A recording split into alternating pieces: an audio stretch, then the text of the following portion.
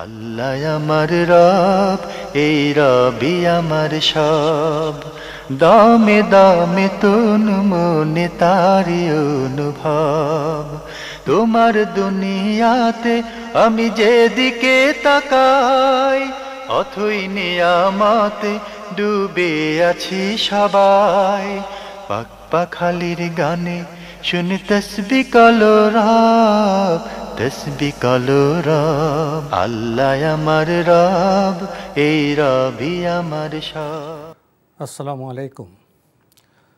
আলহামদুলিল্লাহ, আসসালাতু ওয়াসসালামু আলা রাসূলিল্লাহ। প্রিয় দর্শক, আপনারা যারা দেশে আছেন প্রবাসে, সবাইকে জানাই মাহে রমজানের শুভেচ্ছা। শুরু হলো পবিত্র রমজান উপলক্ষে এনটিভি আয়োজিত এবং লাভেরও নিবেদিত লাইভ অনুষ্ঠান আপনার জিজ্ঞাসা। আপনাদের সাথে আছি আমি জাইনুল আবেদিন আজাদ। আর আপনাদের মনে থাকা প্রশ্নের জিজ্ঞাসার সরাসরি জবাব দিচ্ছেন বিশিষ্ট আলেম ডক্টর মোহাম্মদ সাইফুল্লাহ। আসসালামু আলাইকুম ওরহমতুল্লাহি ওবারাকাতুহ। প্রিয় দর্শক, আমাদের আজকের প্রাসঙ্গিক আলোচনার বিষয় তাওহীদের পরিচয়। চলুন তাহলে জিজ্ঞাসার আলোকিত ভুবনে আমরা প্রশ্ন নিচ্ছি। আসসালামু আলাইকুম। প্রিয় দর্শক, পরিচয় দিয়ে প্রশ্ন করুন। লাইনে আছেন? প্রিয় দর্শক, লাইনে থাকলে আপনার পরিচয় দিয়ে প্রশ্ন করুন। জি, আসসালামু আলাইকুম। ওয়ালাইকুম আসসালাম। আসসালামু আলাইকুম। ওয়ালাইকুম আসসালাম। কে বলছেন, কোত্থেকে বলছেন? আমি সাইফুদ্দিন। জি, আপনার কণ্ঠ তো শুনতে পাচ্ছি। সাইফুদ্দিন মাসুম, কুমিল্লা থেকে। জি বলুন। বলুন। জি, আমার প্রথম শায়েখের কাছে প্রথম প্রশ্নটা হচ্ছে, জি আমাদের গ্রামে আমাদের সমাজ কল্যাণমূলক একটা সংগঠন আছে। এখন এটার থেকে আমরা চাচ্ছিলাম আর কি যে গরিবদের মাঝে একটা গরু জবাই করে 1.5-2 লক্ষ টাকার মধ্যে একটা গরু জবাই করে আপনার গরিবদের মাঝে বিতরণ করব ঈদের আগের দিন। এখন এটার মধ্যে কি আপনার জাকাতের কোনো টাকা দেওয়া যাবে কিনা? এটা আচ্ছা, জাকাতের টাকা। আর কোনো প্রশ্ন আছে? জি জি আছে। জি জি জি জি আর একটা প্রশ্ন আছে। প্রশ্ন করুন। আমি যেখানে নামাজ পড়ি এখানে বেশিরভাগ মানে মানুষ, ইমাম বা হুজুর সবাই ওই আপনার আমরা যেটা বলি তথাকথিত আহলে সুন্নাত ওয়াল জামাত, যেমন যারা নবী সাল্লাল্লাহু আলাইহি সাল্লামকে হাজার নাজার জানেন, নবী সাল্লাল্লাহু আলাইহি সাল্লাম গায়েব জানেন, বা এই ধরনের মিলাদুন নবী আসলে মানে একবারে ঈদ মোবারক বলে একবারে পোস্টার টোস্টার করে দেয় ইমাম সহকারে। ইমামের সাথে আমার ইমাম এবং খতিবের সাথে এটা নিয়ে অনেক কথাবার্তা হয়েছে। মানে উনি আর মানতে চায় না, আমি বলে যে না এগুলা আছে, এগুলো হবে এসে আর কি। এখন এই জন্য ইমামের পিছনে একজন আলেম বললো আর কি, বড় মাপের একজন আলেম বললো যে হয়তো নামাজে পড়া যাবে না, নামাজ না পড়াটা উচিত। আমি ওনার পিছনে নামাজ পড়ি, আসলে কি আমার নামাজ পড়াটা উচিত হবে, নামাজ হবে কিনা এটা জানতে চাচ্ছি। ধন্যবাদ আপনাকে।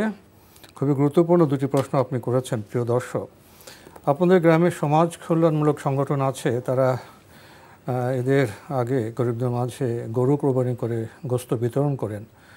এই আয়োজনে জাকাতের টাকা ব্যবহার করা যাবে কিনা? ধন্যবাদ আপনাকে। না, জাকাতের টাকা ব্যবহার করতে পারবেন না। জাকাত তো আসলে জাকাতের হকদারকে দিতে হবে। জাকাত দিয়ে গরু কিনে আপনাকে জবে করতে বলছে কে?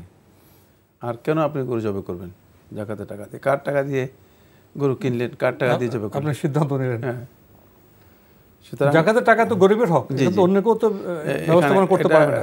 এটা কেউ মানে তার দায়িত্ব নয়। তার দায়িত্ব নয় যে তিনি গরু কিনবেন, জবে করবেন, বিতরণ করবেন, কোনো প্রয়োজন নেই। গরিব কি গরু কিনবে না কি কিনবে, তার প্রয়োজন কি সেটা সেই বুঝবে। সুতরাং জাকাতের টাকা এখানে দিলে জাকাত আদায় হবে না। আমরা খুবই গুরুত্বপূর্ণ বিষয়ে অবগত হলাম। আরেকটি প্রশ্ন করেছেন, আপনারা যেখানে সালাত আদায় করেন সেখানে যারা ইমাম তারা নিজেদেরকে আহলে সুন্নাত ওয়াল জামাতের মানুষ হিসেবে পরিচয় দিয়ে থাকেন, অথচ তারা বিশ্বাস করেন যে নবী ইসলাম গায়েব জানতেন এবং তার উদ্দেশ্যে মিলাদ ইত্যাদি সেখানে অনুষ্ঠান করা হয়ে থাকে।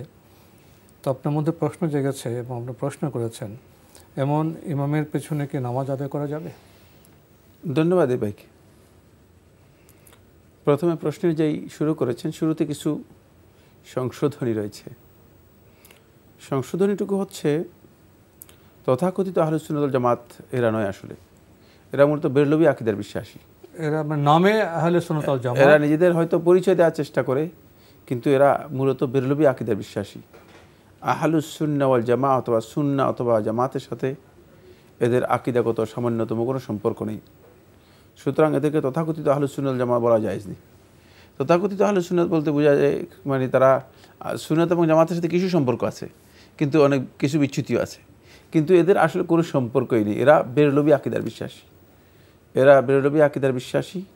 এরা নিজেদেরকে সুন্নি পরিচয় দেয়। আসলে সুন্নি এই অর্থে যে তারা সিন্নি থেকে সুন্নি হয়েছে, সুন্নতের সাথে তাদের কোনো সম্পর্ক নেই।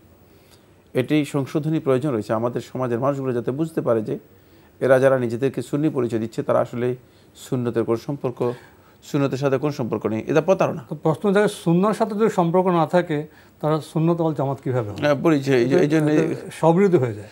এই জন্যই তাদেরকে কথা বলা বৈধ নয়, তাদের এই নামও শুদ্ধ নয়। সেকেন্ড যে প্রশ্নটি করেছেন সেটা হচ্ছে, যদি মসজিদের ইমাম সাহেব এই ধরনের আকীদা পোষণ করে থাকেন তার পেছনে সালাত হবে কিনা, বা আপনি সালাত পড়বেন কিনা। প্রকাশ্য যদি সুস্পষ্ট কোনো কুফরি অথবা শিরকের বিষয় থাকে তাহলে তার পেছনে সালাত আদায় করা জায়েজ নেই। যেমন কবরে সিজদা দেয়, কবরে গিয়ে এই কবরের জন্য মান্নত করে, অথবা কবরে গিয়ে কবরবাসীর জন্য জবে করে, কবরবাসীর কাছে মাদাদ সাহায্য চায়, কবরবাসীর কাছে দোয়া করে, দোয়া চায়, ইত্যাদি ইত্যাদি যদি হয় তাহলে তার পেছনে সালাত আদায় করা জায়েজ নেই, কারণ সে প্রকাশ্য মুশরিক। প্রকাশ্য শিরক যেখানে প্রকাশ্য শিরক রয়েছে, যেখানে প্রকাশ্য শিরক রয়েছে সেখানে জায়েজ নেই। কিন্তু যদি এছাড়া যে আকীদার মৌলিক বিষয়গুলো আপনি উল্লেখ করেছেন সেগুলো মানে জটিল এবং সূক্ষ্ম বিষয়, এগুলো সাধারণ মানুষের জ্ঞানের বাইরে, এই ধরনের আকীদা যদি কারো থাকে তার পেছনে সালাত আদায় করা জায়েজ। কারণ অন্যথায় আপনি সালাত আদায় করবেন কোথায়? হয়তো তারা জানেও না এবং এই বিষয়গুলোর তাহকিক সম্পর্কে তাদের জ্ঞান নেই, বেশিরভাগ জাহিল লোক। তাই জাহিল হওয়া সত্ত্বে এর পেছনে সালাত আদায় করতে পারবেন। আর একটি বিষয় খুবই গুরুত্বপূর্ণ, যদি আপনি সালাত আদায় না করেন কোথায় আদায় করবেন? তাহলে আপনারা তো সালাতই আদায় করবেন না, সালাত থেকে বঞ্চিত হয়ে যাবেন। আপনি জামাতে সালাত আদায় করতে পারবেন না, আপনি কিভাবে সালাত আদায় করবেন? এই জন্য আপনার সালাত হয়ে যাবে, তার সালাতের বিষয়টি আল্লাহ তাআলাই ফয়সালা করবেন। খুবই গুরুত্বপূর্ণ বিষয় আমরা অবগত হলাম। প্রিয় দর্শক, নতুন প্রশ্নে যাচ্ছি। আসসালামু আলাইকুম, পরিচয় দিয়ে প্রশ্ন করুন। হুজুর, আমি ঢাকা বনানী থেকে বলছি। জি, আমার জাকাত সম্পর্কে দুটো প্রশ্ন। সেটা হলো এই, একজন অসহায় ব্যক্তি সম্পূর্ণ অচল অবস্থায় অসুস্থ হয়ে ঘরে পড়ে আছে, তার ব্যাংকে 10 লক্ষ টাকা আছে, ইসলামিক ব্যাংক প্রতি মাসে 8-9 হাজার টাকা লাভ দিচ্ছে। এই ব্যক্তির 3টা সন্তান। সে বলছে যে আমি সংসার চালাতে হিমশিম খাচ্ছি এই 8-9 হাজার টাকা দিয়ে, ঠিক মতো ঘর ভাড়া দিতে পারি না, বাজার করতে পারি না। এখন অনেকে বলে এনাকে জাকাত দিতে হবে। আমার প্রশ্ন, এনাকে জাকাত দিতে হবে কি হবে না, এই একটা প্রশ্ন। আর একটা সম্পূর্ণ প্রশ্ন হলো যে একজন ধনী ব্যক্তি, তার প্রচুর টাকা আছে, সে কয়েকদিন পর পর গাড়ির মডেল চেঞ্জ করে, সব করে বিদেশে ভ্রমণ করতে যায়। আর এই ব্যক্তি কি জাকাত থেকে বেঁচে যাচ্ছে? এই দুই ব্যক্তির মধ্যে তাকে জাকাত দিতে হবে। আপনার দ্বিতীয় প্রশ্নটি একটু আমাদের কাছে স্পষ্ট করতে হবে। প্রথম প্রশ্ন আমরা পেয়েছি, দ্বিতীয় প্রশ্ন আমরা বললাম ধনী ব্যক্তি, তাই না?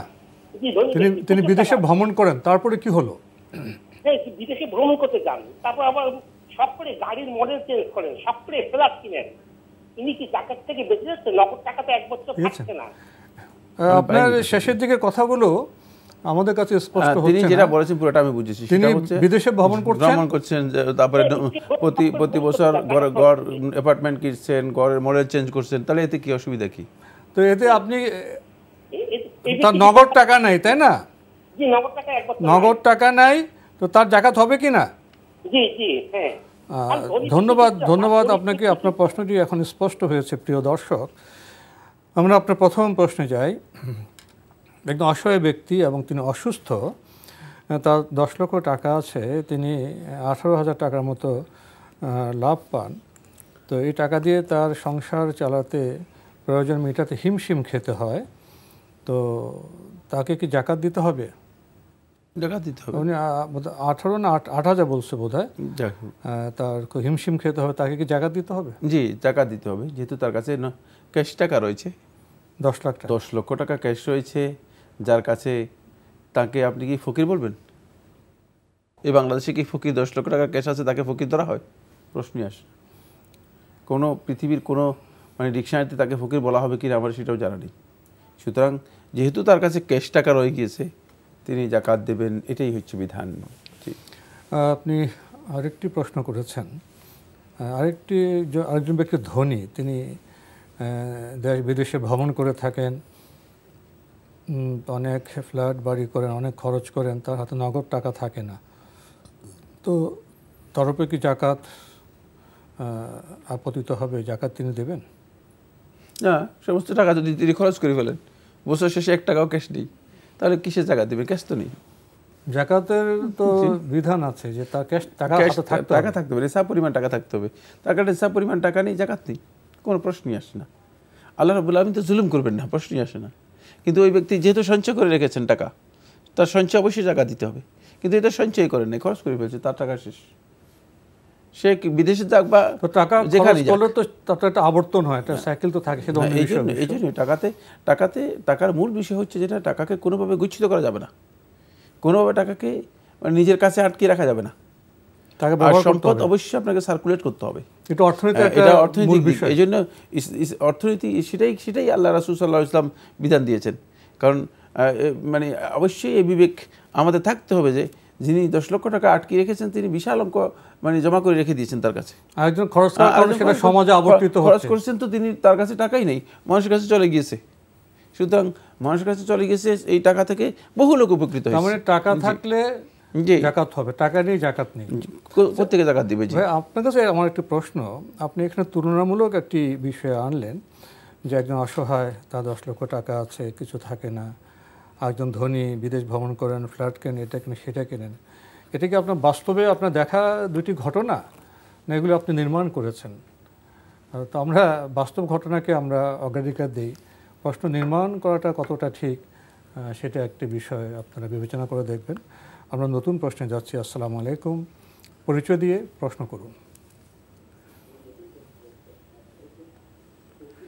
হ্যালো, আসসালামু আলাইকুম। হ্যালো, আপনার পরিচয় দিয়ে প্রশ্ন করুন। আচ্ছা, আমার প্রশ্ন হচ্ছে আমার মায়ের নামে একটা অবৈধ সম্পত্তি। হ্যালো, আপনার মেয়ের নামে? আমার মায়ের নামে, আমার আম্মা।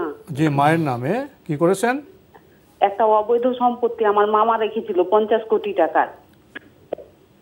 50 কোটি টাকার একটা অবৈধ সম্পত্তি রেখেছিল, ঘুষের টাকার। আচ্ছা, আপনার মায়ের নামে 50 কোটি টাকার অবৈধ সম্পত্তি, এই তো? হ্যাঁ, একটা রেখেছিল, রেখে তার পরে পরবর্তীতে 10 বছর পরে অনেক অত্যাচার, শারীরিক মানসিক অত্যাচার, আমার আম্মা জানতো না।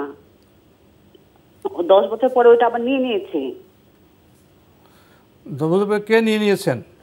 হ্যাঁ, 10 বছর পরে যাদের সম্পত্তি তারাই নিয়ে নিয়েছে, মানে ঘুষের টাকা সম্পত্তি তো নিজে রাখতে পারবে না, ওই জন্য আমার আম্মার নামে রেখেছিল। হ্যাঁ, তো আমার আম্মা বলছিল যে আমি জানি না, আমার আম্মা জানতো না। 10 বছর পরে আপনার মামা নিয়ে নিয়েছেন, তাই তো? হ্যাঁ হ্যাঁ, শুনেন তো, আমার আম্মা জানতো না, তখন বলছে যে আমি জানি না কার সম্পত্তি কোথা গেল, আমি দিব কেন, কিভাবে গেল। তো আমার আম্মার উপর অনেক শারীরিক মানসিক অত্যাচার করে পরে নিয়ে নিয়েছিল। তো আমার আম্মা বলেছিল যে আমাকে একটু কিছু দিতে হবে, আমি অসুস্থ হয়ে গেলাম, তা না হলে আমাকে দেখাশোনা কে করবে, মানে আমার আম্মাকে অনেক মেরেছিল, তাও আমাকে দেখাশোনা কে করবে, সেই জন্য আপনার 5 লাখ 10 লাখ টাকা চাচ্ছিল। তো টাকা দেয়নি, একটা মাটি কিনে দিয়েছে আমার আম্মাকে। হ্যাঁ, ওটাও ঘুষের টাকা। কি কিনে দিয়েছে? একটা মাটি কিনে দিয়েছিল ঘুষের টাকা, 5 লক্ষ টাকার জমি। হ্যাঁ, জমি 5 লক্ষ টাকার একটা জমি কিনে দিয়েছিল ঘুষের টাকা। তো ওই জমিটা আমাদের 2 বোনকে আমার আম্মা লিখে দিয়েছিল। মানে আমার আম্মা এতই অসুস্থ হয়ে গেছিল যে আমি আমার আম্মাকে দেখাশোনা করার জন্য চাকরিও করতে পারিনি, বিয়েও করতে পারিনি, একদম খুবই অসুস্থ হয়ে গেছিল মানসিক ভাবে। তো এখন ওইটা ঘুষের টাকার, এখন ওই ঘুষের টাকার বাড়িতে এখন আমরা আছি, কিন্তু আমার ভাই আছে, তো আমার ভাইকে দেয়নি। আমার ভাই ইনকাম করে অনেক, কোটি টাকার মালিক, তারপরে বলছে যে আমি করছি ঘুষের টাকা খেতে হয় না, তাও বলছে নিবো ভাগে। এখন এই ঘুষের টাকা আমাদের জন্যই কি হালাল, কি আমার ভাইয়ের জন্যই হালাল, কিছু বুঝতে পারছি না। আর আমাদের কোনো পথ নাই, আমাদের এই বাড়িটুকু ছাড়া কোনো টাকা পয়সা নাই, ইনকামও নাই, কিছুই নাই। তো এখন এটা আমরা আর খরচ চালাতে পারছি না, এখন কি করব? এটা বিক্রি করে খেতে হবে। এখন এই টাকাটা খাওয়া কি আমাদের জন্য হালাল হবে? জানি যে এটা ঘুষের টাকা, কিন্তু আর আমার আপনার প্রশ্নটা আমরা পেয়েছি। আপনাকে আর কোনো প্রশ্ন আছে? অংশীদার কি আমার ভাইকে দিতে হবে? আপনার ভাইকে অংশ দিবেন কি না? হ্যাঁ, আমার ভাই কোটি টাকার মালিক, ওই জানে যেটা ঘুষের টাকা। তাও তো আপনার মা আপনার দুই বোনকে লিখে দিয়েছে না? হ্যাঁ। আর কোনো প্রশ্ন আছে আপনার?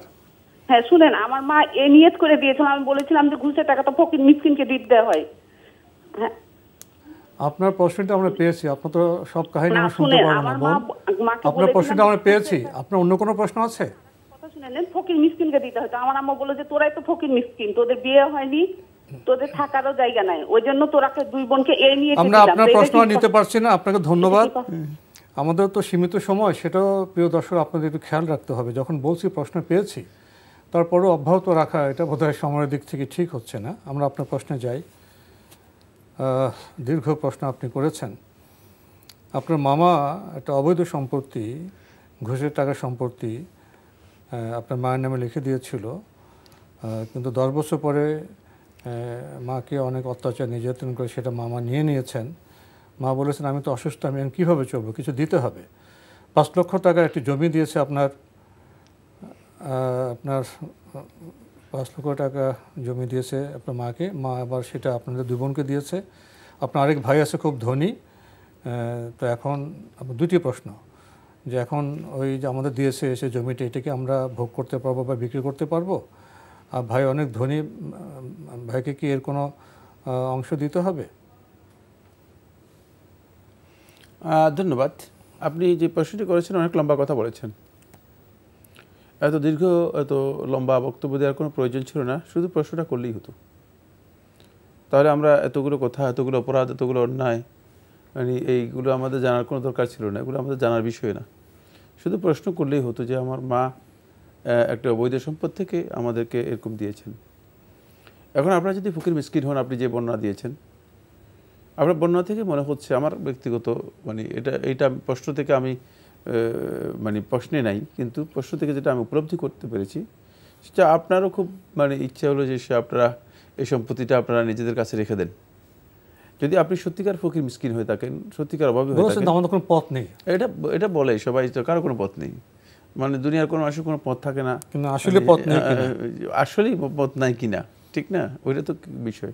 যদি সত্যিকারই আপনার কোনো অবলম্বন অথবা কোনো ব্যবস্থা না থাকে, আপনারা এই সম্পদ দুই বোন ব্যবহার করতে পারেন। আর যেহেতু আপনার মা আপনাদের দুজনকে লিখে দিয়ে গেছেন এবং ফকির মিসকিন হিসেবে আপনাদেরকে দিয়েছেন, সেক্ষেত্রে আপনার ভাই এখানে কোনো ধরনের অংশ পাবে না। যদি আপনাদের ভিন্ন কথা, ভাই তো ধনী। তাহলে আমরা এই প্রশ্নটা এখানে শেষ করি জবাবটা।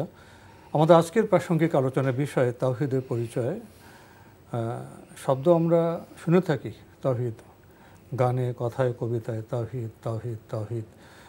আসলে কি তাওহীদের পরিচয় আমরা জানি?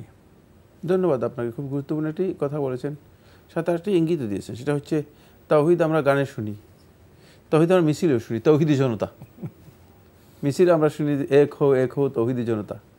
এগুলো ভাওতাবাজি তৌহিদ। এই তৌহিদ আসলে একেবারেই ভুল তৌহিদ। তৌহিদের কথা বলা হয় থাকে, কিন্তু তৌহিদের কোনো প্রকৃত যে অর্থ, সেই অর্থের সাথে কোনো সম্পর্ক নেই। তৌহিদের প্রকৃত অর্থ হচ্ছে, তৌহিদের অনেক লম্বা বক্তব্য, প্রকৃত অর্থ হচ্ছে একমাত্র আল্লাহর জন্য ইবাদত করা। আর ইবাদতের ক্ষেত্রে আল্লাহ রাব্বুল আলামিনের জন্য কোনো সমকক্ষ, কোনো ধরনের অংশীদার সাব্যস্ত না করা। যদি কোনো ব্যক্তি তার ইবাদত একমাত্র আল্লাহর জন্য করে এবং ইবাদতের ক্ষেত্রে কাউকে আল্লাহ তাআলার সমকক্ষ অথবা আল্লাহ রাব্বুল আলামিন অংশীদার সাব্যস্ত না করে, তাহলেই তিনি সত্যিকার তৌহিদ বুঝতে পেরেছেন। আর স্লোগান যতই দিন না কেন তৌহিদের, যদি আপনি আল্লাহ রাব্বুল আলামিনের জন্য ইবাদত না করে, ইবাদতের ক্ষেত্রে কিছু অংশ শয়তানের জন্য, কিছু অংশ নফসের জন্য, কিছু অংশ ব্যক্তির জন্য, কিছু অংশ দলের জন্য, কিছু অংশ মানে খাহেশ, মানে নিজের প্রবৃত্তির কামনা বাসনার জন্য, ডিজায়ারের জন্য, তাহলে আপনি তৌহিদ বুঝেন নেই, আপনি তৌহিদ বুঝেন নেই। মানে তৌহিদের প্রকৃত যে মর্ম রয়েছে, সেই মর্ম আপনি উপলব্ধি করতে পারেন নাই। এই ক্ষেত্রে খুবই গুরুত্বপূর্ণ যে এই পয়েন্টটি বা মূলনীতিগুলো আমি আলোচনা করব। 1 নম্বর মূলনীতি হচ্ছে, তৌহিদ হচ্ছে শিরকের বিপরীত। ফলে ইয়াহইয়া ইবনে মুআয আর রাজি রাহিমাহুল্লাহ তাআলা বলেন যদি কোনো ব্যক্তি তৌহিদে বিচ্যুতি ঘটে তাহলে সে ব্যক্তি শিরকে লিপ্ত হলো। মাঝখানে কোনো জায়গা নেই যে বলবো যে না সে মানে তৌহিদ যখন নষ্ট হয়েছে তাহলে তার মানে মাঝখানে কোনো জায়গা আছে, এরকম কোনো স্পেস নেই। যেমন দিন এবং রাত, যদি হয়তো দিনে হবে অথবা কী হবে রাতে হবে, এর মধ্যে মাঝখানে কোনো স্পেস নেই যে আপনি এটা বলবেন যে না দিনও না রাতও না, এই জায়গা নেই। ঠিক তৌহিদে কোনো ব্যক্তি যদি বিচ্যুতি ঘটে যায় তাহলে সে ব্যক্তি মুশরিক এবং সে শিরকে লিপ্ত হয়েছে। তার শিরকটা হয়তো শিরকে আকবর হতে পারে, বড় শিরক হতে পারে, অথবা ছোট শিরক হতে পারে, ছোট শিরক হতে পারে, কিন্তু শিরক যে কোনো সন্দেহ নেই। এই জন্য তৌহিদ এর মৌলিক জ্ঞান যদি কোনো ব্যক্তি জানতে চায় অথবা কোনো ব্যক্তি যদি তার জীবনে তৌহিদকে বাস্তবায়ন করতে চায় তাহলে প্রথমেই তাকে শিরকের জ্ঞান নিতে হবে, শিরক জানতে হবে। কোন জিনিসগুলো শিরক, যদি সেগুলো আমরা না জানি তাহলে আমরা তৌহিদ যেমন থেকে আদব শেখা যায়, হ্যাঁ তৌহিদ থেকে তৌহিদকে হেফাজত করতে পারবো, হ্যাঁ তৌহিদ, অন্যথা আমরা তৌহিদকে হেফাজত করতে পারবো না, তৌহিদকে আমরা হেফাজত করতে পারবো না। এই কারণেই আল্লাহ সুবহানাহু ওয়া তাআলা কোরআনে কারীমের মধ্যে শিরকের কথাগুলোকে বারবার আলোচনা করেছেন। এমনকি আশ্চর্য হবেন যেটা, সেটা হলো এই ইবাদতের এবং সিরাতুল মুস্তাকিমের দরখাস্ত আল্লাহ রাব্বুল আলামিনের কাছে করার আগে আমরা বলতেছি, যেটা আমরা বলছি ইহদিনাস সিরাতাল মুস্তাকিম সিরাতাল লাযিনা আনআমতা আলাইহিম, এই যে দরখাস্ত, এই দরখাস্ত করার আগে আমাদের কাছ থেকে স্বীকৃতি দিচ্ছে সেটা হলো ইয়্যাকা না'বুদু ওয়া ইয়্যাকা নাস্তাঈন, ইয়্যাকা না'বুদু ওয়া ইয়্যাকা নাস্তাঈন, একমাত্র আপনার ইবাদত করি আমরা, একমাত্র আপনার কাছে সাহায্য চাই। দেখেন এখানে তৌহিদের আমাকে মানে মৌলিক শিক্ষা দিচ্ছে। যদি আল্লাহ রাব্বুল আলামিন ছাড়া অন্য কারো ইবাদত করে থাকেন, সে যেই হোক না কেন, তাহলে আপনি আল্লাহ রাব্বুল আলামিনের তৌহিদটাকে কী করে বাস্তবায়ন করে নেই। আর যে ব্যক্তি এই তৌহিদ লাভ করতে পারবে না সে হেদায়েতের প্রশ্নই আসে না, অন্য কথা সাহায্য চাওয়া না, সুতরাং এই হেদায়েতের প্রশ্ন তার আসবে না। এটা হলো প্রথম যে মূলনীতি আলোচনা করলাম। দ্বিতীয় যে মূলনীতি খুবই গুরুত্বপূর্ণ, সেটা হলো এই তৌহিদ হচ্ছে বান্দার উপর আল্লাহর প্রথম এবং প্রধান হক। বান্দার উপর আল্লাহ তাআলার অনেকগুলো হক রয়েছে, এই হকগুলোর প্রথম হক হচ্ছে তৌহিদ, যে বান্দা একমাত্র আল্লাহ তাআলার সন্তুষ্টির জন্য আল্লাহর জন্য কেবল ইবাদত করবে, এটা হলো প্রথম হক। এই হকটুকু যদি বান্দা আল্লাহ রাব্বুল আলামিন নষ্ট করে থাকে তাহলে বান্দা আল্লাহ তাআলার যত হক আছে সবগুলো নষ্ট করেছে, মানে আর বাকিগুলো মানে মুখে নষ্ট করার কোনো প্রয়োজন নেই, মানে গনে বাকিগুলো নষ্ট করার কোনো প্রয়োজন নেই। আপনি সালাত নষ্ট করে দিয়েছেন, হজ নষ্ট করে দিয়েছেন, ইবাদত নষ্ট করে দিয়েছেন, সদকা নষ্ট করে দিয়েছেন, দান খয়রাত নষ্ট করে দিয়েছেন, সমস্ত হক যেগুলো আল্লাহ তাআলার বান্দার উপর আছে সবগুলো হক আপনি কী করেছেন, নষ্ট করে দিয়েছেন। কারণ যেটা হচ্ছে আল্লাহ তাআলার প্রথম হক, প্রধান হক, এর উপর মূলত আল্লাহ সুবহানাহু ওয়া তাআলার বাকি হকগুলো নির্ভর করে আছে। সুতরাং কেউ তৌহিদ নষ্ট করলে তিনি আল্লাহ তাআলার সমস্ত হক নষ্ট করেছেন, এটা খেয়াল রাখতে হবে। 3 নম্বর যে পয়েন্টটি, আমাদের কি সময় আছে না সামনে যাব, তাড়াতাড়ি শেষ করতে না অনেক লম্বা বক্তব্য রয়েছে জি, তাহলে আমরা প্রশ্নে যেতে পারি। 3 নম্বর পয়েন্টটা আমি বলে দিচ্ছি, খুবই গুরুত্বপূর্ণ বিষয়। সেটা হলো যে তৌহিদ নষ্ট করে দুনিয়া থেকে বিদায় নিবে সে চিরস্থায়ী জাহান্নামী, আর সুযোগ নেই, এখানে আর কোনো সুযোগ নেই। তৌহিদ নষ্ট করে পৃথিবী থেকে বিদায় নিয়েছেন, আপনি চিরস্থায়ী জাহান্নামী, যদিও আপনি দুনিয়ার যত ভালো কাজ আছে সবগুলো ভালো কাজ করেন। তাহলে যদি তওবা করে যান তাহলে হয়তো কোনো একটা সুযোগ থাকতে পারে। না, তওবা তো বিদায় নিয়ে গেলে দুনিয়া থেকে তওবার মাসালা এখানে আসবে না জি, কিন্তু সেই সুযোগ জি ছিলেন না। আমরা জানলাম খুবই গুরুত্বপূর্ণ বিষয়ে। প্রিয় দর্শক, আমরা এখন প্রশ্নে যাব। আসসালামু আলাইকুম, পরিচয় দিয়ে প্রশ্ন করুন। হ্যালো, আসসালামু আলাইকুম, আমি আয়েশা ওয়ালাইকুম আসসালাম। ঢাকার মিরপুর থেকে বলছিলাম। জি বলুন। আমার যেটা প্রশ্ন আছে, একটা কোশ্চেন হচ্ছে, এখন তো আমাদের 30টা রোজা অলমোস্ট শেষ, এখন তো নাজাতের 10 দিন চলছে, তো এই নাজাতের 10 দিনের জন্য আমাদের এক্সট্রা কোনো আমল, এক্সট্রা রিওয়ার্ডের জন্য এরকম কোনো আমল আছে কিনা? আর আমার সেকেন্ড কোশ্চেনটা হচ্ছে যে, যদি মনে কোনো কিছু পাওয়ার অন্যরকম, মানে জাস্ট ওই জিনিসটা পাইতে হবে, খুবই চাওয়া বা পাওয়ার আকাঙ্ক্ষা, ওইটা পূরণের কি কোনো স্পেশাল আমল আছে কিনা, যেটা ওই আমলটা করলে আমরা ওইভাবে পেতে পারবো বা আল্লাহ পাক আমাদেরকে সাহায্য করবে দিতে জিনিসটা? এই দুটো। ধন্যবাদ আপনাকে। আপনি বলছেন যে রমজান তো একেবারে শেষের দিকে, ঠিকই বলেছেন, সাথে যুক্ত করেছেন এখন তো নাজাতের সময়। কেন পুরো রমজান কি নাজাতের সময় নয়? এখানে বোধহয় আমাদের ভ্রান্তি আছে, যদি শায়েখ এ বিষয়ে কথা বলেন। আমল কি করতে পারেন নাজাত পাওয়ার জন্য? ধন্যবাদ আপনাকে। আপনার প্রশ্ন থেকে আমরা স্পষ্ট বুঝতে পেরেছি যে আপনি আসলে রমাদান মাসটাকে যেভাবে গুরুত্ব দেওয়ার কথা সেভাবে গুরুত্ব দিতে পারেন নাই, বা রমাদান মাস সম্পর্কে প্রকৃত ধারণা আপনার হয়নি। রমাদান মাসের এখন 10 দিন নাজাতের দিন, এই কথা একেবারেই গলদ। রমাদান মাস যেদিন আগমন করেছে সেদিন থেকে আরম্ভ করে রমাদান মাস শেষ হওয়া পর্যন্ত প্রতিটি দিনই ওয়াদালিকা ফি কুল্লি লাইলা, সহিহ মুসলিমের সহিহ হাদিসের মধ্যে আল্লাহ রাসূল সাল্লাল্লাহু আলাইহি ওয়াসাল্লাম বলেছেন এটা প্রত্যেক রাত্রেই আল্লাহ রাব্বুল আলামিন নাজাত দেবেন আল্লাহর বান্দাদেরকে। তো আপনি তো ক্ষতিগ্রস্ত হয়েছেন। পুরো রমজানের রহমত বরকত নাজাতের মাস। আপনার এই ধারণা থাকার কারণে আপনি পুরাটাই ক্ষতিগ্রস্ত হয়ে গিয়েছেন। মানে আপনি আল্লাহ তাআলার নাজাতের বিষয়টাকে আল্লাহ তাআলাকে সীমাবদ্ধ করে দিয়েছেন।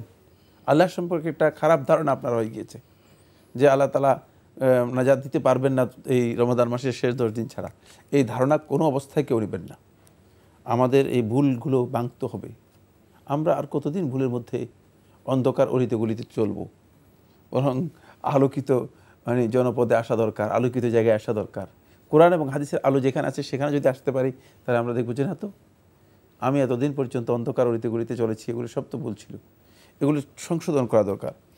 আর এই 10 দিনের এক্সট্রা আমল আছে কিনা এই বিষয়ে আমরা বিস্তারিত আলোচনা করেছি সম্ভবত এই গতকালের আগের দিন বা এর আগের দিন। একটু দেখে নেন, একটু জেনে নেন এক্সট্রা আমল আছে কিনা। আছে তো আছে, অনেক আছে, মানে শেষ 10 দিন। হ্যাঁ, শেষ 10 দিন। সুতরাং এই 10 দিনের এক্সট্রা আমল আছে কিনা এই প্রশ্ন করছেন। অনেক আমল রয়েছে যেগুলো আমাদেরকে জানতে হবে। আল্লাহ রাসূল সাল্লাল্লাহু আলাইহি ওয়াসাল্লাম এই 10 দিনে এত বেশি ইবাদত করতেন। আল্লাহ রাসূল সাল্লাল্লাহু আলাইহি ওয়াসাল্লাম অন্য কোনো সময় এত বেশি ইবাদত করতেন না। রাসূলুল্লাহ সাল্লাল্লাহু আলাইহি ওয়াসাল্লাম সবচেয়ে কাছের মানুষ, সবচেয়ে প্রিয় মানুষ উম্মুল মুমিনিন আয়েশা রাদিয়াল্লাহু তাআলা বলেছেন। সুতরাং সেগুলো জেনে নিন, সেগুলো আমাদের প্রোগ্রাম থেকে আপনি দেখেন কি কি আমলের কথা আমরা উল্লেখ করেছি। যদিও আমরা সেদিন আমরা প্রত্যেকটি প্রোগ্রামে আসলে বিষয়গুলো এটা তো এটা আলোচনার সভা নয়, এটা হচ্ছে প্রশ্নোত্তরের প্রোগ্রাম। আমরা সংক্ষেপে একটু কথাগুলো আমরা বলে দিয়েছি। জি, আসসালামু আলাইকুম। প্রিয় দর্শক, আমরা জানলাম পুরো রমজান মাসটাই রহমত মাগফিরাত নাজাতের মাস। পুরো রমজান মাসে আমরা সেটা অন্বেষণ করব, দোয়া করব। আরেকটি প্রশ্ন আপনি করেছেন, মনে তো অনেক কিছুর আকাঙ্ক্ষা হয়, পাওয়ার ইচ্ছে হয়, সেই আকাঙ্ক্ষা পূরণের কোনো আমল আছে? হ্যাঁ, রয়েছে, আকাঙ্ক্ষা পূরণের আমল রয়েছে। আপনি হিসনুল মুসলিম থেকে সেগুলো শিখে নেন বা দেখে নেন, দোয়াগুলো শিখে নেন। কিছু দোয়া রয়েছে যে দোয়াগুলো আল্লাহ তাআলার কাছে চাইতে পারেন।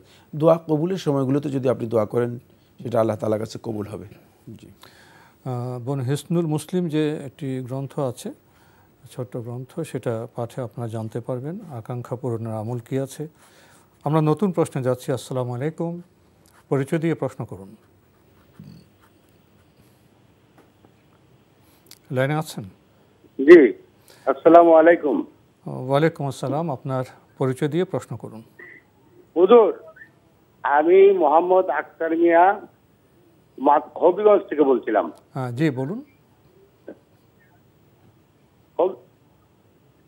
হুজুর, আমার 2টি প্রশ্ন। জি। একটি প্রশ্ন হইল হুজুর, আমার ছোট একটা ভাই, মানে ভাইয়ের শ্বশুর বাড়িতে, মানে পাশাপাশি, আমাদের বাড়ির পাশাপাশি আমার ভাইয়ের শ্বশুর বাড়িতে তারা ফান্দাগানা করে, মানে তারা একজন ফিসাবের ছবি নিয়া, ছবিটা রাখিয়া তারা এটার মধ্যে একটা ফান্দাগানার মানে কি জানি করে। তারা নামাজের ব্যাপারে কোনো ইয়ে নাই। আমার ভাইটা সবসময় সে মাজারের পন্থী আর কি।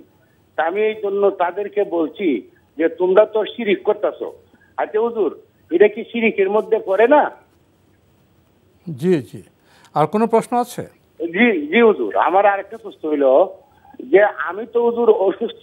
হ্যাঁ, আমি রাত্রে, মানে অনেক রাত্রে আর কি, 2-2:30টার সময় সূরা ইখলাস দিয়া আলহামদুলিল্লাহ একবার পড়ি, সূরা ইখলাস দিয়ে 3বার পড়ি। ওইটা ইমামের সালাত, মানে ওই যে আপনার এই সালাত তাহাজ্জুদ আদায় করি। আমার কি এক্ষেত্রে সালাত হবে নাকি হুজুর? ধন্যবাদ আপনাকে। আপনার প্রথম প্রশ্ন, আপনার ছোট ভাই পাশের শ্বশুরবাড়িতে, সেখানে পীর সাহেবের ছবি টাঙিয়ে তারা ইবাদত করেন, আরও কি কি করেন আপনি বলছেন, মাজার বানিয়েছেন, তো এটা কি শিরক নয়? আপনি তাদেরকে বলেন, তারা তো শোনে না। শিরক তো অবশ্যই, কোনো সন্দেহ নেই। এই কাজ করার পরে তিনি ইসলামের মধ্যে আছেন এ কথা ধারণা করার সুযোগ নেই, দাবি করার কোনো সুযোগ নেই, তিনি মুশরিক। এখন আপনার কথা না শুনলে আপনি কিছু করার নেই, কারণ নবীর সন্তান পর্যন্ত নবীর কথা শুনে নাই, নবীর স্ত্রী পর্যন্ত নবীর কথা শুনে নাই। সুতরাং সবচেয়ে বড় যিনি এই উম্মতের সবচেয়ে বড় দিশারি, তৌহিদের দিশারি ইব্রাহিম আলাইহিস সালাতু ওয়াস সালাম, যাকে আল্লাহ সুবহানাহু ওয়া তাআলা খালিল হিসেবে গ্রহণ করেছিলেন, তিনি তার আব্বাকে পর্যন্ত কি করতে পারেন নাই, শোনাতে পারেন নাই। সুতরাং আপনার কথা না শুনলে আপনার কিছু করার নেই। আপনি আপনার হেদায়েতটাকে ঠিক রাখুন, অত্যন্ত বিনম্রভাবে, কোমলভাবে, যুক্তি এবং দলিলের ভিত্তিতে তাদের সাথে বিষয়গুলো তুলে ধরার জন্য চেষ্টা করুন। যদি আল্লাহ তাআলা হেদায়েত দেয় ভালো, হেদায়েতের জন্য দোয়াও করুন। হেদায়েত না দিলে কিছু করার নেই, কারণ রাস্তা আলাইহিম বিমুসাইতির, রাসূলকে আল্লাহ তাআলা বলছেন আপনি তাদের উপর জবরদস্তকারী নন যে তাদেরকে আপনি জোর করে ইসলামের মধ্যে নিয়ে আসবেন। রাসূল পর্যন্ত মেসেজ নিয়ে আসছেন, মেসেজ পৌঁছে দিয়েছেন। সুতরাং আমাদের কাজ একটাই, মেসেজ দেয়া শুধুমাত্র। আমরা জানলাম বিষয়টি সম্পর্কে। প্রিয় দর্শক, আরেকটি প্রশ্ন করেছেন, আপনি অসুস্থ, অনেক রাতে হয়তো 2:30টার দিকে আপনি সূরা ফাতিহার সাথে ইখলাস 3 বার পড়ে সালাত আদায় করেন, এটা ঠিক আছে কিনা? সালাত হয়ে যেতে পারে, সূরা ফাতিহার সাথে ইখলাস যদি পড়েন সালাত হবে না কেন? হয়ে যেতে পারে। সূরা ফাতিহার সাথে যে কোনো একটা সূরা মিলালেই সালাত হয়ে যাবে। সুতরাং সূরা ফাতিহার সাথে যদি ইখলাস পড়েন তাহলে আপনার সালাত হয়ে যাবে, কোনো সন্দেহ নেই। আমরা জানলাম বিষয়টি সম্পর্কে। প্রিয় দর্শক, নতুন প্রশ্নে যাচ্ছে। আসসালামু আলাইকুম, পরিচয় দিয়ে প্রশ্ন করুন। ওয়ালাইকুম আসসালাম। আমার একটি প্রশ্ন, যে আমরা তো লাইলাতুল কদরে এসে পৌঁছেছি, তো আমার ক্ষুদ্র জ্ঞানে আমার ধারণা যে এশার নামাজের পর নফল নামাজ 3টি, একটা হচ্ছে আপনার তারাবি, তারপরে লাইলাতুল কদরের জন্য নফল, তারপরে তাহাজ্জুদ। তো আমি কি এক্সট্রা নিয়ত করে 3টি ভাগে ভাগ করব, নাকি এশার পর থেকে 2 রাকাত করে শুরু করে নফল নামাজ পড়ে যাব? এই একটি প্রশ্ন। জি, আর কোনো প্রশ্ন আছে? জি না একটি। ধন্যবাদ আপনাকে, আপনি সুন্দর কথা বলেছেন। আমরা লাইলাতুল কদরের সময়ে প্রবেশ করেছি, তো আপনি ভাগ করতে চেয়েছেন আসর সালাতে পরে তারাবি, তারপরে কদরের নফল নামাজ, এভাবে ভাগ করে পড়বেন না শুধু 2 রাকাত করে পড়বেন? ধন্যবাদ। না, আপনার যে ভাগ করেছেন এই ভাগের কোনো ভিত্তি নেই, ভিত্তিহীন ভাগ করেছেন। এশার নামাজের পরে যিনি 2 রাকাত করে ফজর উদিত হওয়া পর্যন্ত পড়তে চান পড়তে পারবেন, যত রাকাত খুশি তত রাকাত পড়তে পারবেন। আর যা পড়বেন সেটা লাইলাতুল কদর, কিয়ামে রমাদান, কিয়ামুল লাইল, সালাতুত তাহাজ্জুদ, এই সবটাই হবে। সুতরাং এগুলো একই সালাত, এর কোনো ভিন্ন কোনো আলাদা কোনো কি নেই, সেগমেন্ট অথবা আলাদা কোনো শুধু নফল পড়লে হলো। হ্যাঁ, এটাই নফল বা সুন্নাহ। জি, আমরা জানলাম বিষয়টি সম্পর্কে। প্রিয় দর্শক, নতুন প্রশ্নে যাচ্ছে। আসসালামু আলাইকুম, পরিচয় দিয়ে প্রশ্ন করুন। ওয়ালাইকুম আসসালাম ওয়া রাহমাতুল্লাহি ওয়া বারাকাতুহু। আমি মোহাম্মদ মাহবুবুর রহমান, শ্রীপুর। আমরা আপনাকে শুনতে পাচ্ছি না, শুধু আওয়াজ পাচ্ছি। টেলিভিশনের ভলিউমটি কমিয়ে ধীরে আপনার প্রশ্নটি করবেন। দেখতে পাচ্ছি না, বিদ্যুৎ নেই আমাদের এখানে, আমি ফোনেই প্রশ্ন করছি। জি, শুনতে পাচ্ছেন? জি, আপনি বলুন। জি, আমার প্রশ্ন হচ্ছে, জুমার সালাত, ঈদের সালাত এবং জানাজার সালাতে যদি আমি দেরি করে উপস্থিত হই, সেই ক্ষেত্রে কিভাবে নামাজ শেষ করব? আর দ্বিতীয় প্রশ্ন, গতকাল ভাইয়া একটু থামবেন।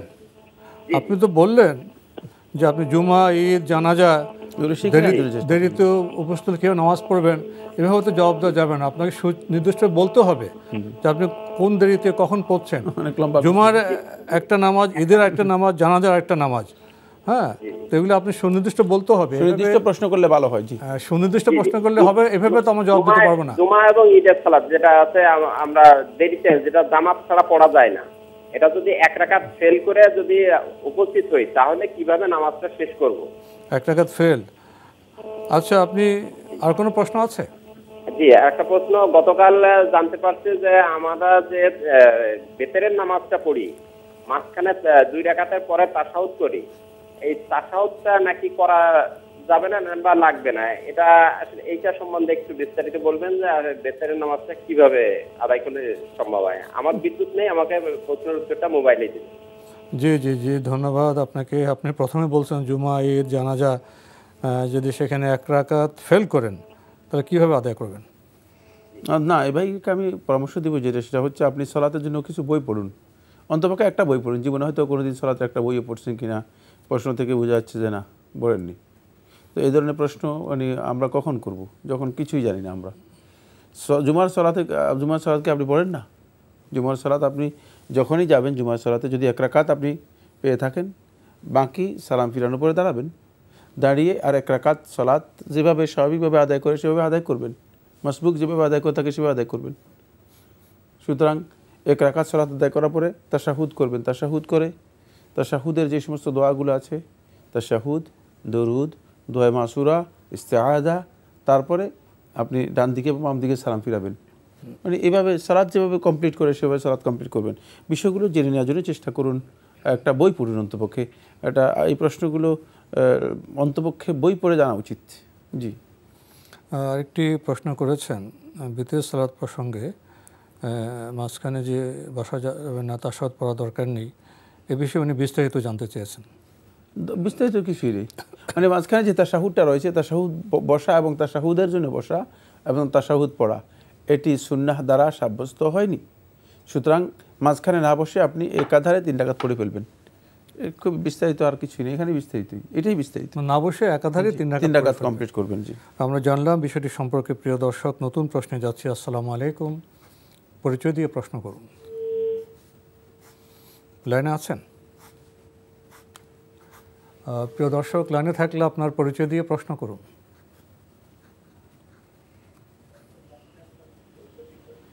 হ্যালো হ্যালো, লাইনে থাকলে আপনার পরিচয় দিয়ে প্রশ্ন করুন। হ্যালো, আমার নাম। আপনার নাম? হ্যালো হ্যালো, আমি জান্নাতুল ফেরদৌস সাকি, ঢাকা থেকে বলছি। জি, বলুন বলুন।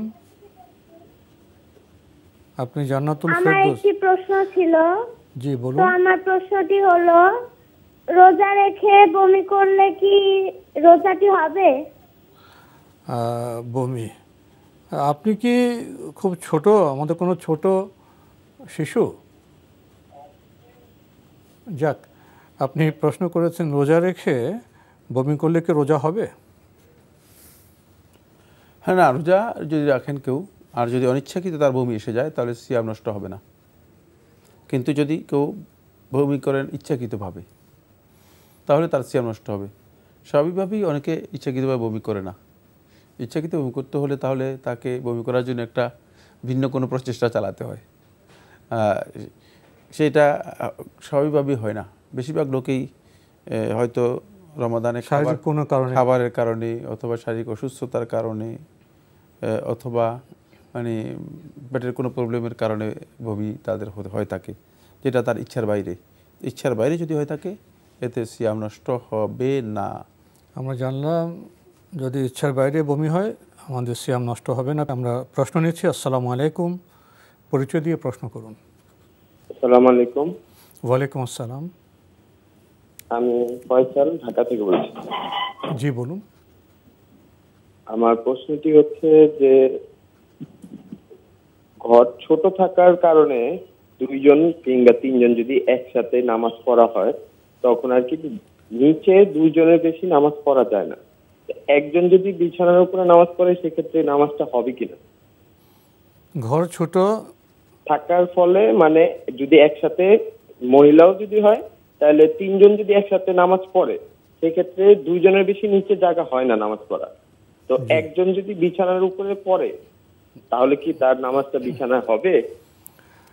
জি, অন্য কোনো প্রশ্ন আছে? হ্যাঁ, আরেকটি প্রশ্ন হলো যে মানে 4 ওয়াক্ত নামাজ পড়ার পর যদি কেউ এশারের নামাজটা পড়তে না পারলো বা এশারের নামাজটা না পড়লো, এটার কারণে কি অনেকে বলা হয় বা অনেকে বলে যে এশারের নামাজ যদি না পড়ে শেষে মানে আমার 4 ওয়াক্তে আর নামাজ হবে না, এটা কতটুকু যৌক্তিক? ধন্যবাদ আপনাকে। আপনি দুটি প্রশ্ন করেছেন। ঘর খুব ছোট, 3জন সালাত আদায় করবেন, নিচে 2জনের জায়গায় উপরে একজন উপরে বিছানায় দাঁড়াবেন, এতে কি সালাতে কোনো সমস্যা হবে? ধন্যবাদ। নামাজ হয়ে যাবে, সমস্যা নেই। যেহেতু ওজোর এবং জায়গার মানে সংকুলান হচ্ছে না, সেক্ষেত্রে যদি কেউ বিছানায় অথবা মানে উপরে সালাত আদায় করে থাকেন তাহলে তার সালাত হয়ে যাবে ইনশাআল্লাহ তাআলা। আরেকটি প্রশ্ন করেছেন, কোনো ব্যক্তি 4 ওয়াক্ত সালাত আদায় করলেন, এশার সালাত কোনো কারণে আদায় করতে পারলেন না, কেউ কেউ বলছেন যে তাহলে তার আগের 4 ওয়াক্ত সালাতও কবুল হবে না, তো উনি বলছেন যে এটা কতটা যৌক্তিক? কোনো কারণ শব্দটা তিনি উল্লেখ করেনি তার বক্তব্যের মধ্যে, কোনো কারণ শব্দ আমি শুনিনি। যাই হোক, মানে এশার সালাত পড়লেন না, 4 ওয়াক্ত সালাত পড়লেন, কী চাচ্ছেন তিনি আসলে? সালাতটা কি তিনি মনে করতেছে একটা মানে ইবাদত নাকি তামাশা? ফলে এই বিষয়টা তার কাছে স্পষ্ট হতে হবে। তিনি যদি ইবাদত মনে করে থাকেন তাহলে এশার সালাত তিনি আদায় করবেনই, হয়তো এখন আদায় করতে পারেন না, যখন আদায় করবেন তখনই আদায় করবেন। কিন্তু ওজো বললেন না, যদি ঘুমের কারণে বা কোনো ওজো বললেন না, তিনি কোনো কারণ উল্লেখ করেন নাই। জি, এশার নামাজ পড়েন নাই, ইচ্ছাকৃতভাবে পড়েন নাই। হ্যাঁ, যদি ইচ্ছাকৃতভাবে না পড়েন তাহলে ঠিকই বলেছেন। যারা বলছে যে ওই সালাত তো আসলে তিনি সালাত হিসেবে আদায় করেন নাই, সালাতটা তিনি মনে করেছেন যে কিছু মানে টাইম পাস করা, একটা রিচুয়াল টাইম পাস করা। না, আপনাকে ইবাদত হিসেবে করতে হবে। 5 ওয়াক্ত সালাতটা একটা ইবাদত, সুতরাং এই দিবসের 5 ওয়াক্ত সালাত আপনাকে কী করতে হবে? রেগুলার করতে হবে। আপনি 4 ওয়াক্ত বলে আর একটা বাদ দিলাম, এটা কি আপনার নিজের মন মতো চলবে? মানে এটা কি আপনি নিজে বিধান আবিষ্কার করবেন? প্রশ্নই আসে না। ইন্নাল্লাহ ইফতারাদ আলাইকুম ফিল ইয়াউমি ওয়াল লাইলাতি 5 সালাওয়াত, আল্লাহ তাআলা দিন এবং রাতের মধ্যে 5 ওয়াক্ত সালাত ফরজ করেছেন। সুতরাং এই 5 ওয়াক্ত ফরজ, মানে 5 ওয়াক্ত মিলিয়ে একটা ইবাদত, একটা ইবাদত, এটা সালাত, একটা সালাত। জি, সুতরাং এটাকে আপনি মানে কিছু অংশ বলেন আমি ফজর আর এসব বাদ দিব আর 3টা পড়ব না, এটা তো হলো, এটা ইবাদতের প্রক্রিয়া নয় এবং ইবাদতের যে দাবি রয়েছে সে দাবির পরিপন্থী।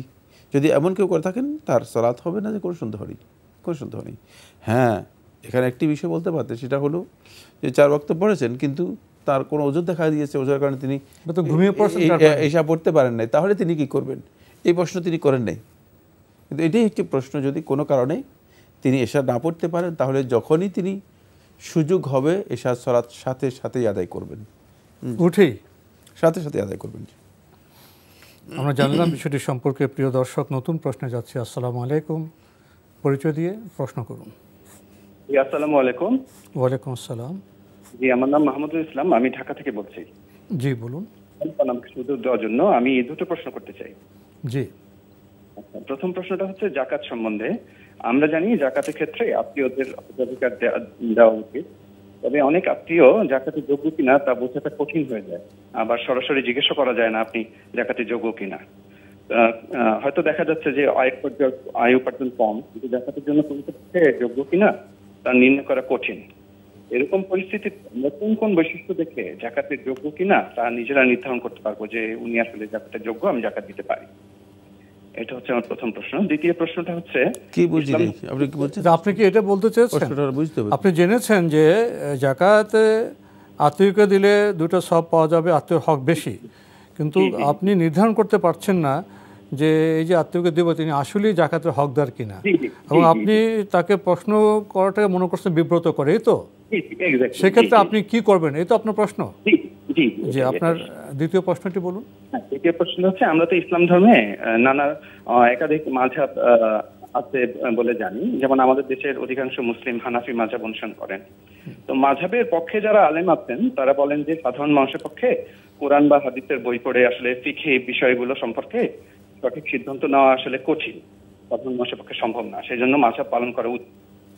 এখন আমরা অনেক সময় যে অল্প বিস্তর হাদিসের বিভিন্ন রকম সংকলন পড়ি, বই পড়ি, এরকম কোন হাদিসের সংকলন বা বর্ণনাতে যদি আমরা প্রচলিত মাযহাবের সাথে পুরোপুরি না মিলে এরকম কোনো বিষয় পাই, তাহলে আমরা কোনটা অনুসরণ করব? যে মাযহাবটা অনুসরণ করব, না আমি যে পড়ছি দেখা যাচ্ছে হাদিসে একটু অন্যরকম আছে সেটা ফলো করব, কোনটা ফলো করব? ধন্যবাদ আপনাকে, আপনি খুব গুরুত্বপূর্ণ কিছু প্রশ্ন করেছেন। প্রথম প্রশ্ন আপনার, যে আপনি জাকাত দিতে চান, জেনেছেন আত্মীয় যদি গরিব হয় তাকে দেওয়াটাই উত্তম, কিন্তু আপনার সমস্যা হলো আপনি তাকে জিজ্ঞাসা করতে পারছেন না, আপনি কনফার্ম নন যে তিনি আসলেই জাকাতের হকদার কি না। তো এমন অবস্থা আপনি কি করতে পারেন? যদি জাকাতের যোগ্য কি সন্দেহ হয় তাকে, তাহলে তিনি জাকাতের যোগ্য নন, তাহলে যাকে জাকাত থেকে দিতে পারবেন না। সন্দেহ থাকে, নিশ্চিত নন। নিশ্চিত নন, যে নিশ্চিত হতে হবে, আপনাকে নিশ্চিত হতে হবে যে তিনি জাকাতের যোগ্য। ফকির এবং মিসকিনের যে ক্যাটাগরি আছে এবং তাদের যেই ডেফিনেশন রয়েছে, সংজ্ঞা রয়েছে, এর মধ্যে তিনি পড়েন, তাহলে আপনি জাকাত দিতে পারবেন। কিন্তু নেশাব পরিমাণ অর্থ নেই। হ্যাঁ, কিন্তু আপনি যদি তার সম্পর্কে অনিশ্চিত অবস্থায় থাকেন তাহলে তাকে জাকাত দিতে পারবেন না, জাকাত দেওয়া যায় নেই, জাকাত আদায় হবে না। দেওয়ার আগে জেনে নিতে হবে, অবশ্যই জেনে নিতে হবে। জি, বিষয়টি আমরা জানলাম। প্রিয় দর্শক, আরেকটি আপনি প্রশ্ন করেছেন মাযহাব প্রসঙ্গে। আপনি জেনেছেন যে আমাদের সমাজে তো বিভিন্ন মাযহাবের অনুসারীরা আছেন। কেউ কেউ বলে থাকেন যে সাধারণ মানুষের জন্য তো কোরআন হাদিস জানাটা কঠিন। আপনি প্রশ্ন করেছেন, আমি যদি সেই হাদিস থেকে একটি বিষয় জানি যার সাথে মাযহাবের কোনো বিষয় মিলছে না, তখন আমি কোনটা মানব? সেই হাদিস মানব না মাযহাবের বক্তব্য মানব? এবার গুরুত্বপূর্ণ প্রশ্ন করেছে, কিন্তু অনেক লম্বা একটি প্রশ্ন। মানে এর উত্তরকে আমরা আদৌ এই সামান্য প্রোগ্রামে দিতে পারবো বলে আমি মনে করি না। প্রথম কথা হচ্ছে, আপনি যে ভূমিকা দিয়েছেন ভূমিকাটা মহাগলদ। সেটা হলো এই, আপনি হচ্ছে ইসলাম ধর্মে একাধিক মাযহাব রয়েছে, নাউজুবিল্লাহ মিন যালিক, আমাদের সমাজে আছে। এটা আমাদের ধর্মের না, এটা ইসলামের মধ্যে একাধিক মাযহাবের কোনো সুযোগ নেই। ইসলাম তো একটাই, ইসলাম একটাই, দিন একটাই, দিনের বক্তব্য একটাই, দিনই মাযহাব একটাই, দিন একটাই, দিনের আমল একটাই। সুতরাং এই বক্তব্য মহাগলদ। যারা এগুলো বলছেন মানুষদেরকে গলদ, মানে মানুষ গলদ জ্ঞান দিচ্ছেন। ইসলাম ধর্মের মধ্যে কোত্থেকে মানে মাযহাব আসবে? নাউজুবিল্লাহ মিন যালিক। ইসলাম একমাত্র দিন, মাযহাব পরের বিষয়, হ্যাঁ, গবেষণার বিষয়। ইসলাম ছাড়া আর কোনো দিনই না, এবং ইসলামের মধ্যে আর কোনো ধরনের আল্লাহর কাছে মনোনীত দিন মাত্র একমাত্র ইসলাম। কোনো ধরনের বিভক্তি, কোনো ধরনের মাযহাব, কোনো ধরনের ফিরকাবন্দি ইসলামের মধ্যে নেই। এগুলো আমরা নিজেরা আবিষ্কার করেছি, নিজেদের কাজ, আমাদের ফিতনা। আমরা নিজেরাই তৈরি করে এগুলোকে মানুষদেরকে এস্টাবলিশ করার জন্য চেষ্টা করতেছি। খুব সতর্কতার সাথে বিষয়টি বিবেচনা করবেন, এবং আপনার মাধ্যমে আমি পুরা যাদেরকে আমরা অ্যাড্রেস করছি সবাইকে বলতে চাই যে এই ধরনের ধারণা একেবারেই গলদ। তাহলে আমরা ইসলামকে তাহলে বিভিন্ন চিন্তাধারা, বিভিন্ন মাযহাব, বিভিন্ন দৃষ্টিভঙ্গি, বিভিন্ন মানে এতে নিয়ে নিচ্ছি। ইসলাম তো কোনো মানবরচিত ধর্ম না, এগুলো কিছুই না, এটা নাজিলকৃত আসমানী কিতাবের মাধ্যমে, একেবারে ডিভাইন নলেজ, একেবারে রিভেলড নলেজ। প্রশ্নই আসে না এই সমস্ত কথাবার্তা ইসলামের ক্ষেত্রে প্রযোজ্য হতে পারে, মোটেও না। সেকেন্ডলি, আপনি যে বিষয়টি বলেছেন সেটা হচ্ছে কোরআন হাদিসের স্টাডি করার পরে আপনার কাছে যদি মনে হয় হাদিসের ভিত্তিতে একটি বক্তব্য শক্তিশালী, আপনি কি এই বক্তব্যকে যাচাই করার মতো ক্ষমতা রাখেন? যদি যাচাই করার মতো ক্ষমতা থাকে তাহলে আপনি যেটা শক্তিশালী বক্তব্য সেটা আপনার কাছে মনে হচ্ছে গ্রহণ করতে পারেন।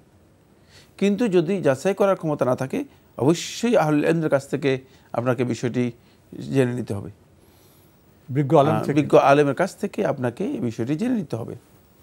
সেক্ষেত্রে আপনি মাযহাবের অনুসরণের চেয়ে বিজ্ঞ আলেমের কাছ থেকে আপনাকে অথেন্টিক বক্তব্য গ্রহণ করা এটা আপনার জন্য ওয়াজিব।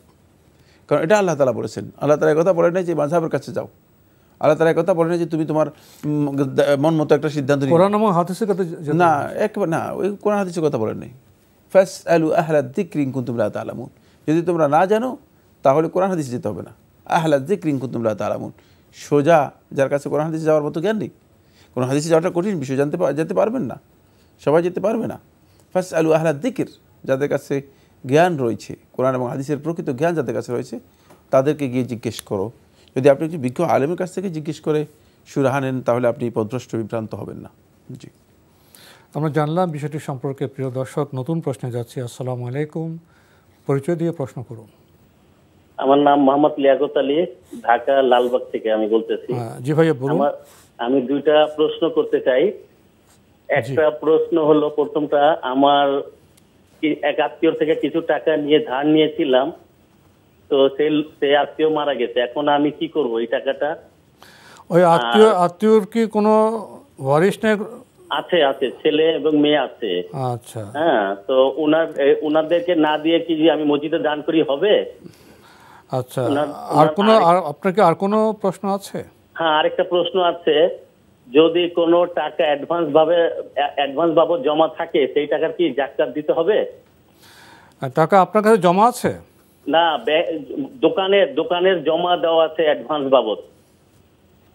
সেই টাকাটা যদি দোকান ছাইরা দেয় তখন তো রিটার্ন দেওয়া হবে টাকাটা, তাহলে কি কার কাছে দেওয়া আছে? তার মানে আপনি দোকান যার থেকে দোকান নিয়েছেন তাকে আপনি অ্যাডভান্স বাবদ কিছু টাকা দিয়েছেন, তাই না? সেই টাকার কি জাকাত হবে? ওই টাকার কি জাকাত হবে কিনা? ধন্যবাদ আপনাকে। এই প্রশ্নই আমার। ধন্যবাদ আপনাকে, আপনি খুব সুন্দর প্রশ্ন করেছেন। এক আত্মীয় থেকে টাকা ধার নিয়েছেন, তিনি ইন্তেকাল করেছেন। আপনার প্রশ্ন দুইটি, সে টাকাটিকে তার যারা ছেলে মেয়ে আছে তাদেরকে দেবেন না মসজিদে দেবেন?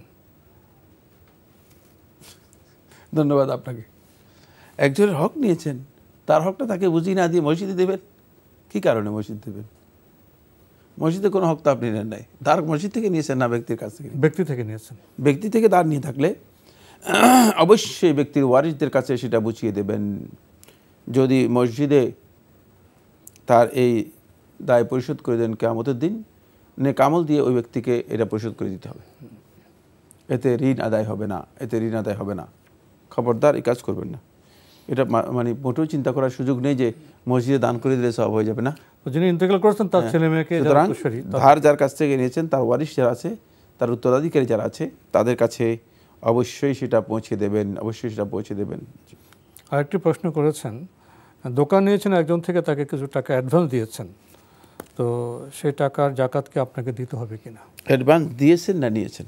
দিয়েছেন। দোকান নিতে গেলে অ্যাডভান্স, যদি অ্যাডভান্স অন্য লোককে দিয়ে দেন তাহলে সে জাকাত আপনাকে দিতে হবে না। আপনি একজন অ্যাডভান্স তাকে দিয়ে দিয়েছেন, সে অ্যাডভান্সের আপনাকে জাকাত দিতে হবে না। আমরা খুবই গুরুত্বপূর্ণ বিষয়ে অবগত হলাম। প্রিয় দর্শক, নতুন প্রশ্নে যাচ্ছি। আসসালামু আলাইকুম, পরিচয় দিয়ে প্রশ্ন করুন। দুটো প্রশ্ন আছে। একটা হলো, আমি কি ফ্যামিলি নিয়ে সালাত তাসবিহ পড়তে পারবো? তাসবিহটা কি আওয়াজ করা যাবে? আর একটা হলো, আপনার প্রশ্নটা আমাকে একটু শুনতে হবে ভাইয়া, আপনি একটু ধীরে স্পষ্ট করে আপনার প্রশ্নটি আবার রিপিট করুন তো ভাইয়া। হ্যাঁ, আমি ফ্যামিলি নিয়ে, আমার ফ্যামিলি নিয়ে সালাত তাসবিহ নামাজটা পড়তে পারবো? কি আপনি কি নিয়ে? ফ্যামিলিকে নিয়ে।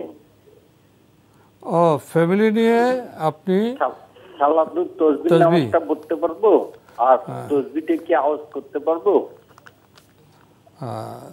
ফ্যামিলি সালাত তাসবিহ নামাজ। আর কোনো প্রশ্ন আছে? আর আরেকটা হচ্ছে, তাহাজ্জুদের নামাজে কি আমি সালাত তাসবিহটা পড়তে পারবো? সালাত তাসবিহটা পড়তে পারবো? তাহাজ্জুদে, জি জি জি জি, তাসবিহটা আমি তাহাজ্জুদের নামাজে কি পাঠ করতে পারবো? জি, ধন্যবাদ আপনাকে। আপনার প্রথম প্রশ্ন, আপনার পরিবার নিয়ে কি আপনি সালাত তাসবিহ সালাত পড়তে পারবেন? না, সালাত তাসবিহের সালাত মানে পরিবার নিয়ে পড়ার মাসালা জিজ্ঞেস করবেন কখন? যখন নিশ্চিত হবে যে সালাত তাসবিহ ঠিক আছে কিনা।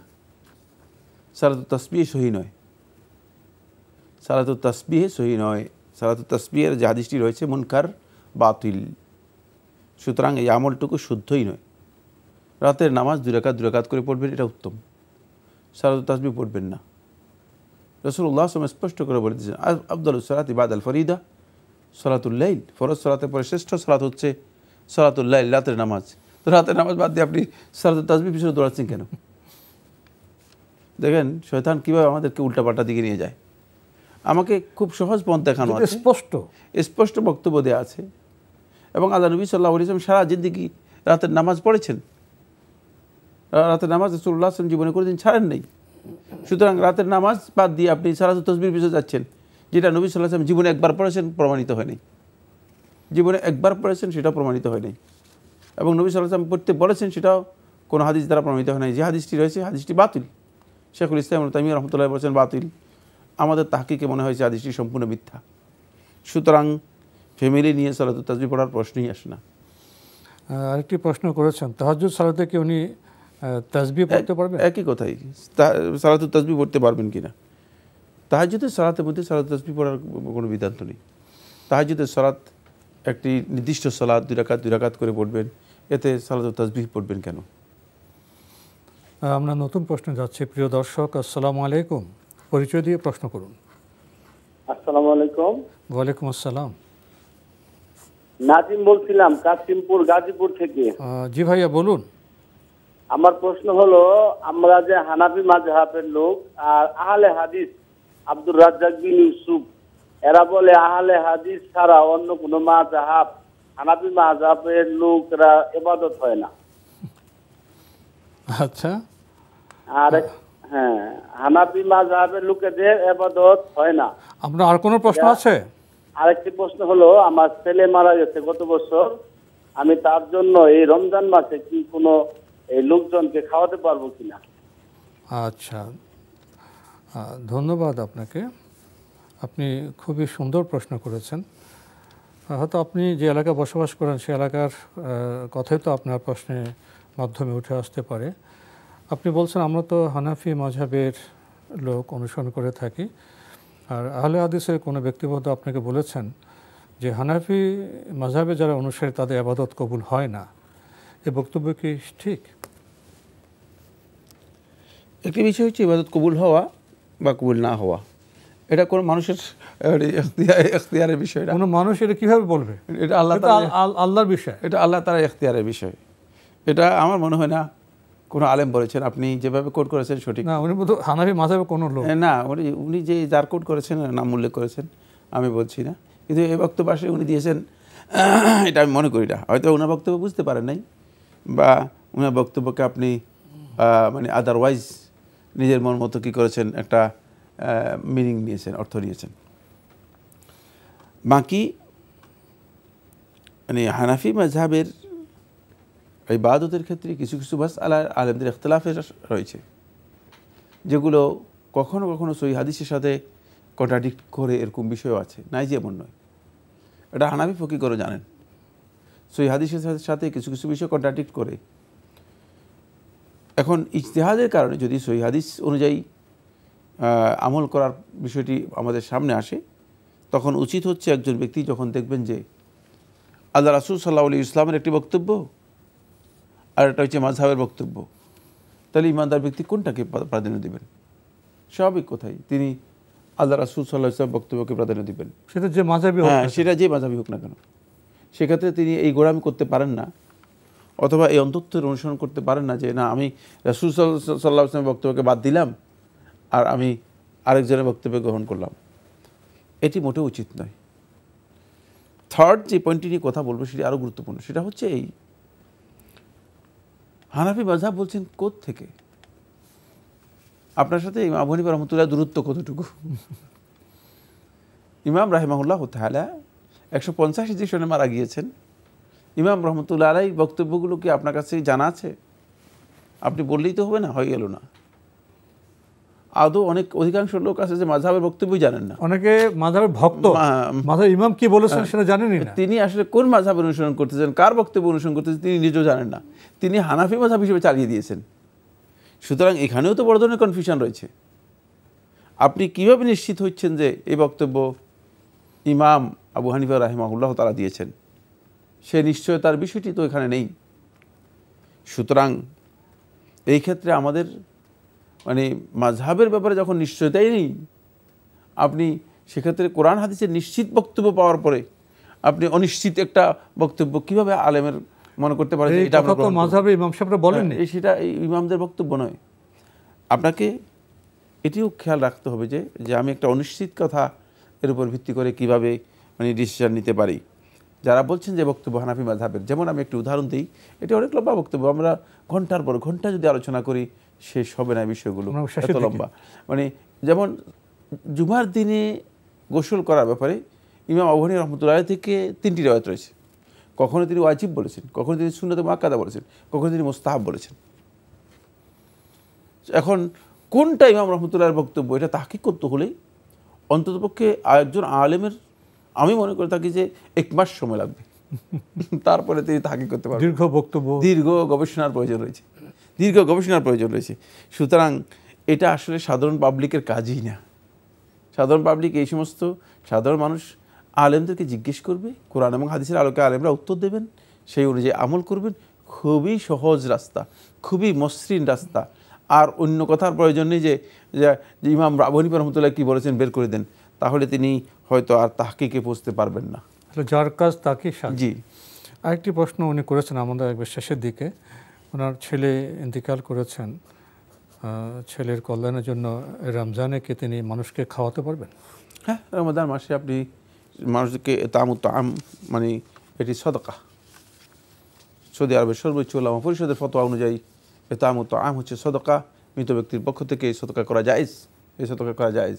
সুতরাং আপনি ইচ্ছা করলে আপনার ছেলের পক্ষ থেকে অথবা মৃত কোনো আত্মীয়ের পক্ষ থেকে ইতামু তাআম মানে মানুষদেরকে খাওয়ানো ব্যবস্থা করতে পারেন, সেই খাওয়ানো জায়েজ রয়েছে। কিন্তু সেটাকে আপনি 40 তারপর আরো কি কি আছে কুলখানি ঘনঘটা করে এগুলো হিসেবে করতে পারবেন না, স্বাভাবিকভাবে খাওয়াবেন, শুধুমাত্র স্বাভাবিকভাবে সবের আশায় লোক থেকে খাওয়াবেন, আর কিছু করবেন। আমরা খুবই গুরুত্বপূর্ণ বিষয়ে অবগত হলাম প্রিয় দর্শক। সময়ের কারণে আমরা আজকে আর প্রশ্ন নিতে পারছি না, তবে আপনাদের অবগতির জন্য জানাতে পারি আপনার জিজ্ঞাসা অনুষ্ঠানটি এনটিভি অনলাইনেও আপনারা দেখতে পারবেন, ভিজিট করুন www.ntvbd.com। এছাড়া ইউটিউবে এবং আমাদের ভেরিফাইড ফেসবুক পেজে অনুষ্ঠান দেখতে পারবেন।